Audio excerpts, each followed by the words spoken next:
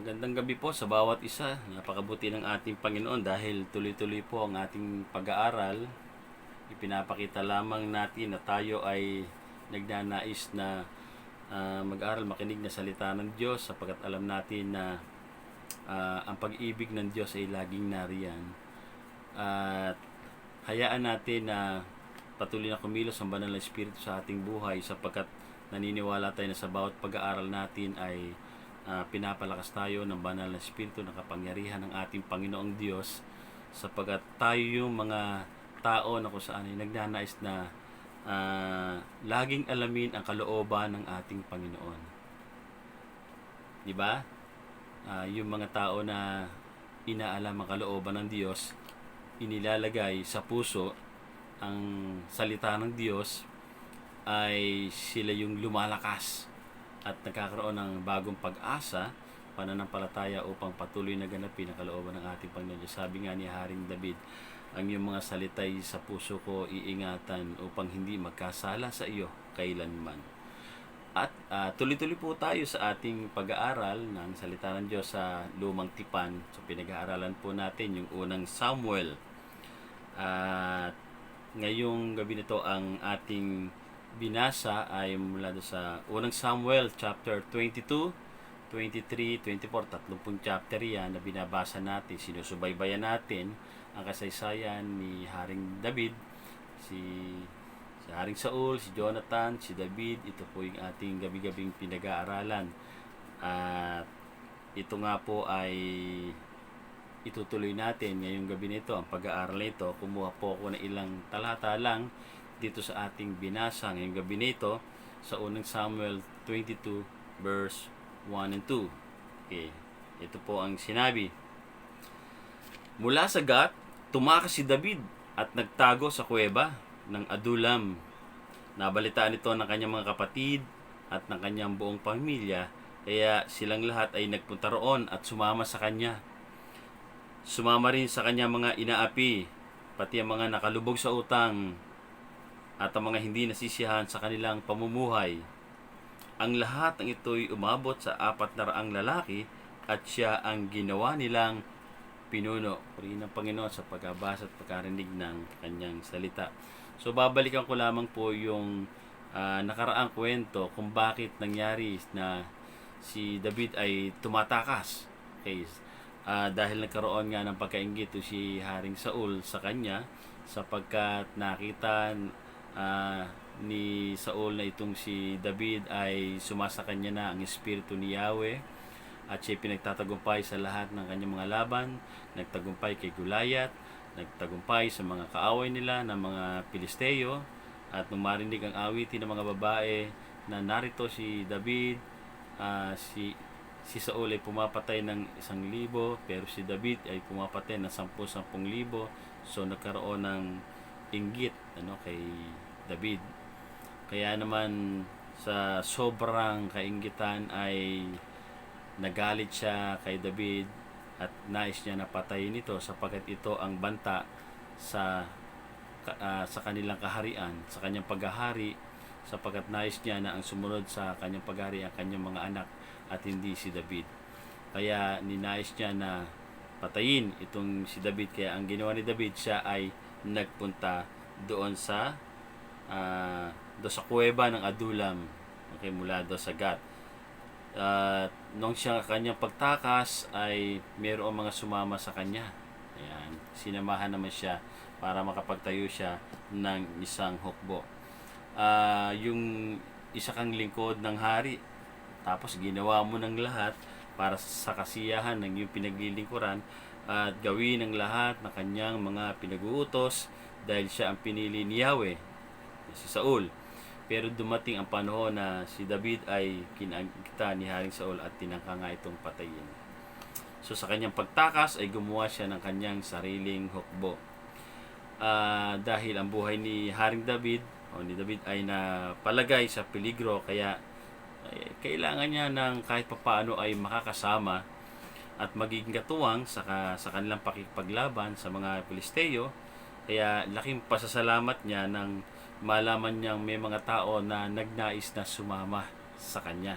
'di ba? Pagka tayo ay sinasamahan sa ating mga hindi magandang kalagayan, sa mga problema ng ating buhay, sa mga nagtatangka sa atin, sa mga nais pumatay sa atin, pag may mga taong sumasama sa atin, ay nagkakaroon tayo na kahit papaano ng konting lakas ng loob para mapagtagumpayan yung laban na yon. Okay.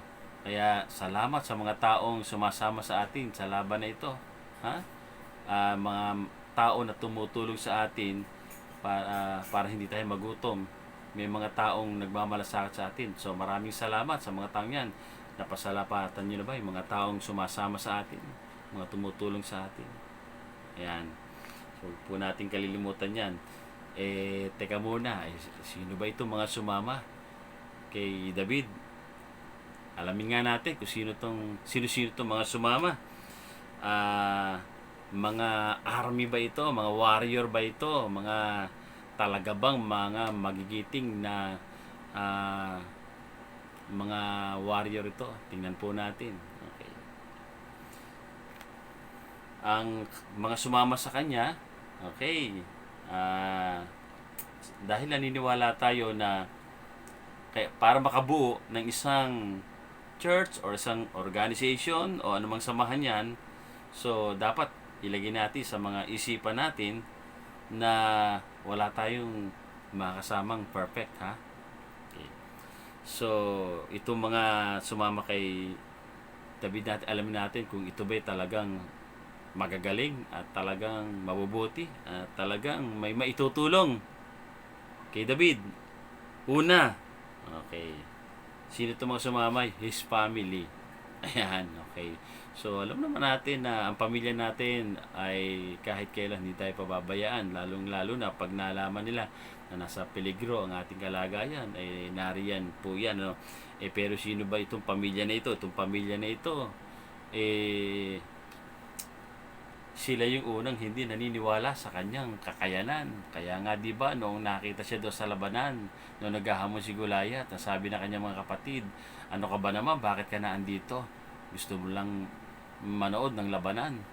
Ikaw nga'y umuwi na at alagaan mo yung ating mga tupa doon. Kakaunti na lamang yung pinababayaan mo pa. Ayan. Yung mga kapatid niya na hindi naniniwala sa kanya. Pero siguro nung makita yung laban nila ni Goliath at napatay niya si Goliath, nag-iba ang kanilang damdamin kay Sipan dito kay David. At nung nakita na ang kalagayan niya nga ay pinagtatangkaan ng buhay niya, ay sinamahan siya ng kanyang pamilya. Ang pamilya nito na kung saan ay alam natin mga taong hindi yan mangiiwan kahit na may nakikita sa atin na mga hindi magaganda. At itong mga pamilya ni David nito ay siguro naniwala sila na bahalang araw ay ito ang magiging hari, kaya samahan natin ito. Okay, pangalawa, in trouble. Yung mga sumama sa kanya ay yung mga pasaway at matitigas ang ulo, kaya laging napapatrouble. Ayan. Kung ganito ang sasama ba sa iyo, magiging maayos ang samahan ninyo. O, sakit ng ulo, no? At hindi natin alam kung paano ito aayusin. Baka mamaya sugod na sugod to sa labanan. Mas mapahamak pa ang buhay ni David. Dati, alam nyo, nung wala ako sa Panginoon ay may nakasama akong isang kabarkada na kung saan ay warfrake. Yung gusto kapag nalalasing ay naghahanap ng away, naghahanap ng kung saan ay makakalaban. So warfrake nga so yun yung kanyang tama. Dahil lagi nga kami magkasama, kaya pati ako ay napapaaway na rin. Kaya ang buhay ko ay nalagay di sa kaguluhan dahil do sa mga taong ang lagi kong kasama ay mga gusto yung mga trouble. Nako, pagka ganyan ang lagi mong kasama, ano ang mangyayari sa buhay mo? Hindi magiging ganoon ka na rin. Paano? Eto, mga nakasama ni David, in trouble. No? Maraming mga hindi magagandang karanasan sa kanilang buhay. Okay, pangatlo, yung mga baon sa utang, in debt. Pati ba naman itong mga baon sa utang sumama kay David? Siguro tinakbuhan yung mga pinagkakautangan. Baka naman pag sumama dito kay David, ito naman si David ang malagay naman sa alanganin, baka mamaya siya pa ang singilin at pagbayarin ng kanilang mga utang na ito. Ano, may mga utang ang mga sumama sa kanya. Malalaki ang mga pagkakautang. Meron na ba kayong nakasama na baon sa utang? O sumasama sa inyo, baon sa utang? Ikukwento sa inyo, no, yung kanyang mga pinagkakautangan. Alam nyo, pag may mga kaibigan tayo na kwento ng kwento tungkol sa kanyang mga utang na dapat bayaran, ipakiramdam natin, parang tayo nakakautang na rin. At iniisip na rin natin yung utang na yon. At inaalala din natin at hindi rin tayo makatulog dahil sa utang ng ating kaibigan, yung utang ng mga kasama natin sa bahay, yung mga utang ng mga kapatiran natin. Totoo, hindi. Iniisip din natin paano siya matutulungan. Kaya kung ganito mga nakakasama ni David, at pati yun poproblemahin niya pa, problema niya nang malaki si Saul na kung saan nagtatangka sa kanyang buhay. Okay. Ano pa yung isa? Pang-apat, discontented. Ano? Mga hindi nasisiyahan sa kanilang pamumuhay. At maaring hindi nasisiyahan sa pagpapatakbo ni Haring Saul. Kaya umalis din. Ayaw nila na si Saul ang maging hari nila. Sa panahon na natin ngayon, marami mga tao na hindi nakukontento sa pamamahala ng ating gobyerno. Marami mga tao na kung saan wala nang ginawa kundi magrally, mga aktivista, mga pasaway, mga laging nariyan sa lansangan. Lahat na lang ng Pangulong nagdaan, nariyan sila sa lansangan, wala nang kasiyahan sa kanilang buhay. Paano kapag ganyan ang nakasama ni David? Baka pag hindi siya nagustuhan, ay pati siya patalsikin. Dumating yung punto na yan si David ay gustong pagbabatuhin. Nagrally din sila. Gusto nila na patayin si David dahil yung kanilang pamilya ay kinuha ng mga Amalekita. Kaya mahirap pagka ganyan ang mga nakakasama mo sa iyong organization. Hindi magiging maayos ang kanilang pakikipaglaban nito kung ang mga kasama sa pakikidigma ay yung mga tao na kung saan ay walang kasiyahan. Kahit saan yan pumunta, hindi yan masisiyahan. Pero ang tanong ay ganito. Sa mga sumama kay Haring David, okay, lahat na sumama, yung mga pamilya niya hindi naniniwala sa kanya, yung mga baon sa utang, yung mga hindi kontento sa buhay, yung mga pasaway, yung mga matitigas ang ulo na sumama sa kanya, na sumama ba sa kanya, ang tanong, meron ba siyang pinauwi at hindi tinanggap at sinabing, ayoko sa inyo, ako titigas ng ulo nyo, sasama pa kayo rito, dagdag ko pa kayo, sagutin ko pa kayo kung ano mangyari sa inyo. At nakita natin dito na itong mga tao nito na sumama sa kanya, wala po siyang pinauwi, kaya nakaipon siya ng 400 na private army. 400, grabe, no? 400 na kung saan ay sala sa init, sala sa lamig. Mga 400 na kung saan ay magpapasakit yata ng kanyang ulo. Okay, kung ikaw ba naman mamumuno ka ng 400 na pasaway, ano kaya itsura mo ngayon? Minsan nga yung iba isang anak lang na pasaway ang kasama mo sa bahay, inaatake ka na lagi, at sumasakit ang ulo mo, sobrang stress mo, yung pa kayong 400. Sa church meron kang 10 member na pasaway, hindi naniniwala, hindi na sumusunod sa iyo, hindi na kukontento sa pamamahala mo, laging kontra at laging pinupuna ang lahat ng ginagawa mo, di ba sasakit din ang ulo mo? Yung 10 lang yun, paano kung 400? itong mga makakasama mo. Pero bakit hinayaan ng Diyos na ang mga taong ito ay sumama kay David? Dito kasi sa mga taong ito, dito sasanayin si David sa kanyang pamamahala, sa kanyang pakikipaglaban, sa kanyang pagpapasakop sa Panginoon, at sa kanyang pagtitiwala sa Diyos. Okay, ano yan?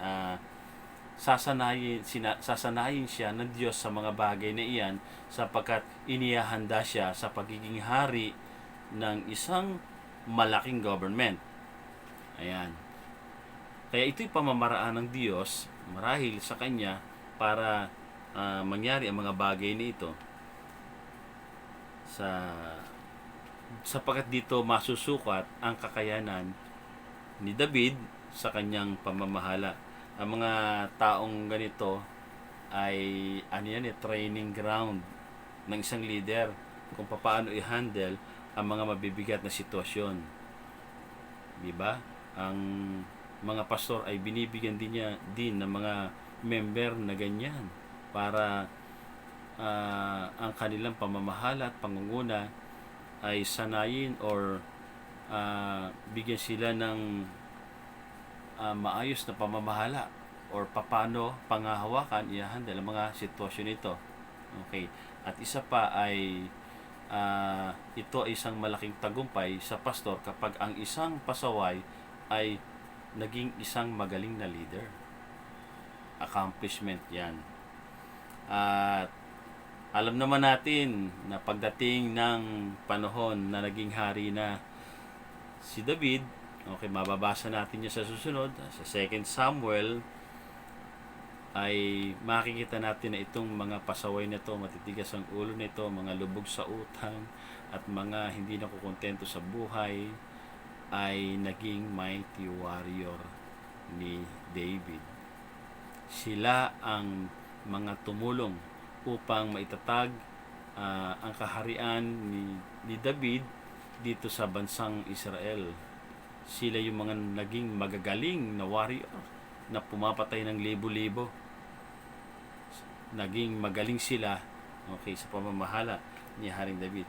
So tayo din ay binibigyan din ng Diyos ng mga tao na kung saan ay talagang matetest yung mga patience natin, ano? 'Di ba? May mga magulang na may pasaway na anak, may mga anak din na may mga pasaway na magulang, ano. Pwede rin 'yon. Then yung mga teacher, no, ay talagang tinetes sa mga pasaway na estudyante blues. Mga pastor na meron din mga pasaway na leaders and members. May mga amo na pasaway ang kanilang mga trabahador.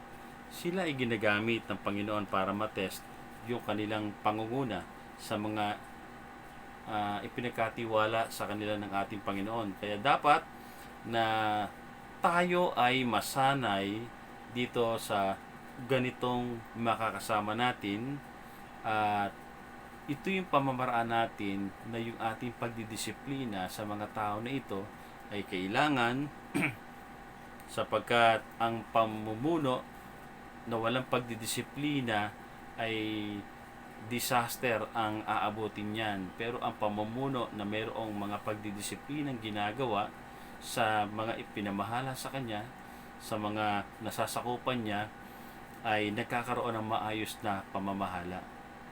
O hindi niyo ba napapansin? O bakit umaayos ang Maynila?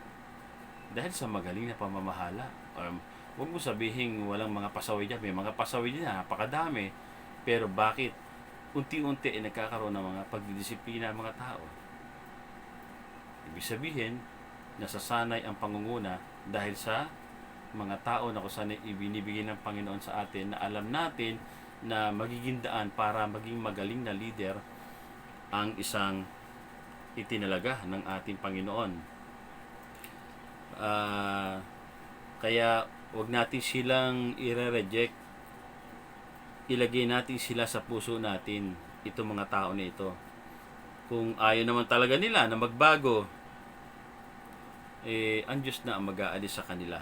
Hindi po tayo. Tayo ay ginawa lang tagapamahala ng Diyos kung yan ay binigay sa atin, tayo ang magdidisiplina, magtuturo sa kanya ng mga dapat gawin para sanayin sila, para mula sa pagiging pasaway nila ay magiging mighty warrior sila pagdating ng panahon.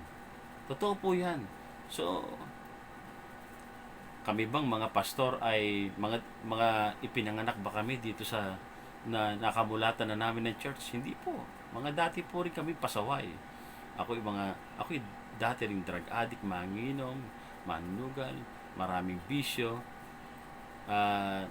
Hindi ako nagsimula na talagang magaling. Pinagaling lang ako ng Panginoon, ako'y sumunod sa Kanya. Binago lang ako ng Panginoon nung ako'y sumunod sa Kanya at mayroong mga taong nagtiyaga sa akin para mabago ang buhay ko.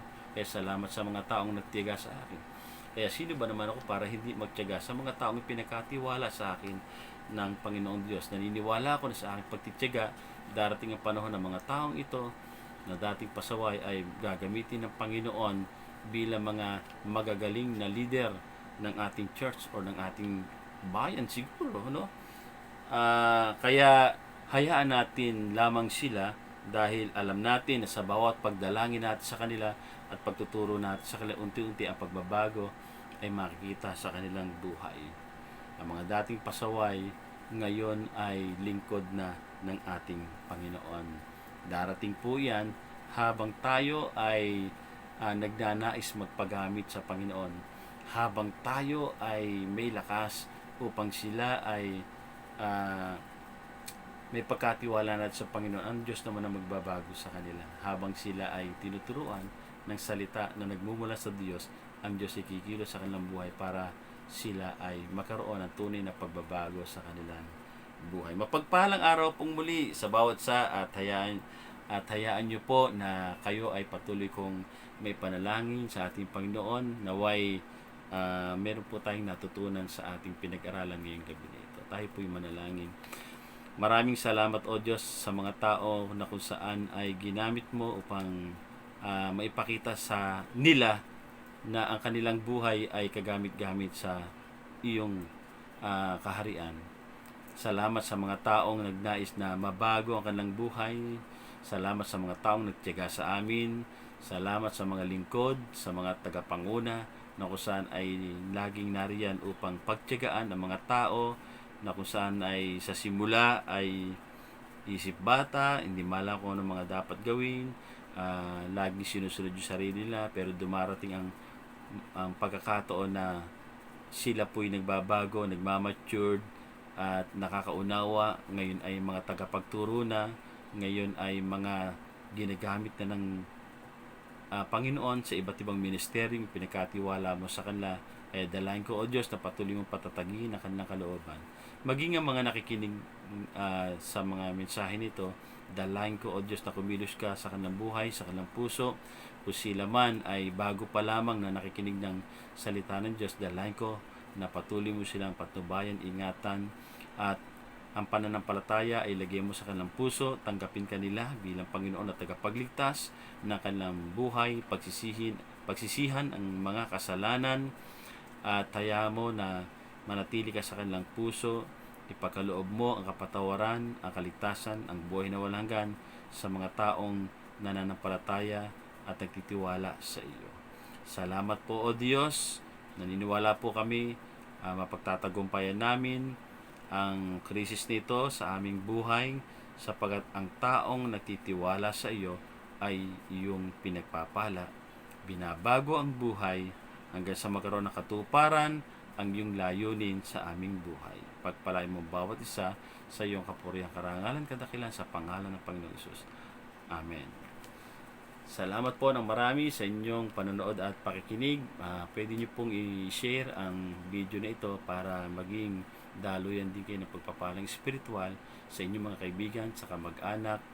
At hayaan niyo po na marinig din nila ang salita ng Diyos, ang pag-aaral na ito, sapagkat mahalaga po ito sa kanilang buhay, lalong-lalo na yung mga tao na kung saan ay nakakaranas ng mga panghihina, ng kalungkutan, ng mga pagkabalis at pagkatakot sa krisis na ito, magkakaroon sila ng bagong pag-asa sa kanilang buhay sapagkat ang kanilang buhay ay ipagkakatiwala sa Diyos. Mapagpalang gabi sa inyong lahat. At God bless you all and to God be the glory.